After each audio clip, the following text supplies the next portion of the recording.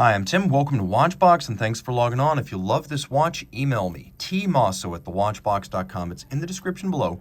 Your purchase and pricing email question line for buying this or any watch you see on any Watchbox platform. Reach out to me directly for pricing. Email tmosso@thewatchbox.com. New for 2021 and now available pre-owned, this is the hardest core sports watch in Zenith's arsenal. It is the Defy Extreme Chronograph. Based on the Defy El Primero 21, this is a now 200-meter water-resistant, oversized sports watch that has the running gear of the original, but with greater robustness in terms of water resistance and also a more aggressive external form. The timepiece is large. It measures 45 millimeters in diameter in grade 5 titanium by 15.4 millimeters thick, and from lug to lug, a still reasonable 50.5 millimeters across the wrist.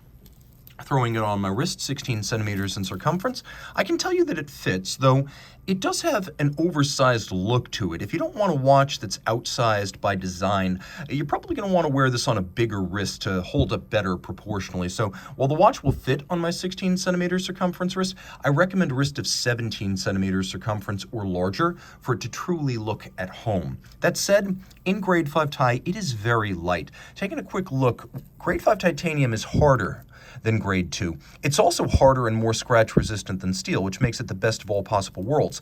Lighter than steel, hypoallergenic, but also more scratch resistant than steel. Now what you see here are ceramized surfaces on a titanium base, so what may look like there's a lot of ceramic hardware here, really what you're looking at is metal at its core. Now taking a quick look at the bracelet, we have a series of facets, satin and polish, integrated bracelet profile with a taper. You can see it also has two different focal planes as the intermediate links rise up above the plane of the primary links, giving it a nice three-dimensional quality, and the facets of those links play well in the light.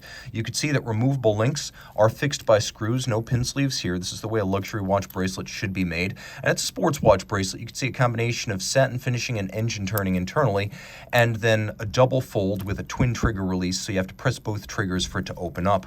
Now the watch features a new quick release system that was not present on previous Defy El Primero 21s. It's a little bit like Hublot's a car seatbelt buckle, only instead of having the trigger on the top, it's on the underside of the case. So it's very simple. You just press it to release the buckle and release the bracelet, and it's very simple because you just plug it right back in. Just like that, easy to do. The watch comes with two straps, one in leather and one in rubber, so you have quite a few ways to change the look of the watch. Now the crown guard profile, the crown, as well as the base underneath the bezel, all more aggressive, to remind you that this is the Defy Extreme, not the standard Defy El Primero 21. Of course, Defy Extreme in the modern era is a little bit of a loaded term because it references the somewhat controversial Terry Nataf Defy Extreme sports watches of the 2000s. This has the size of those.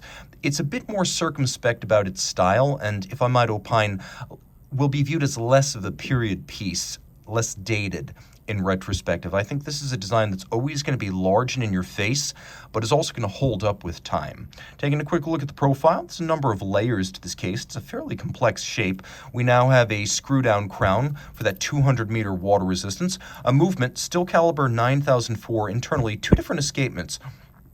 One is manual wind with a 50-hour power reserve.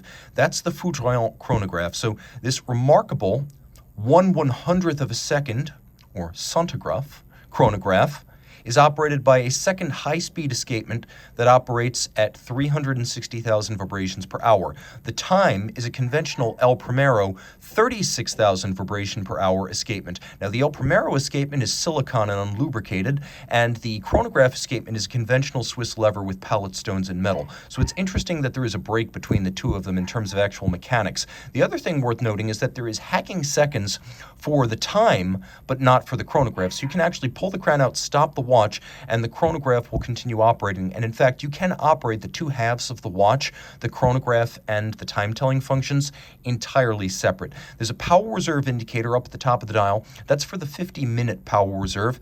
And then you can see we have a couple of different displays. We have a chronograph 1 second, that's 1/100th of a second.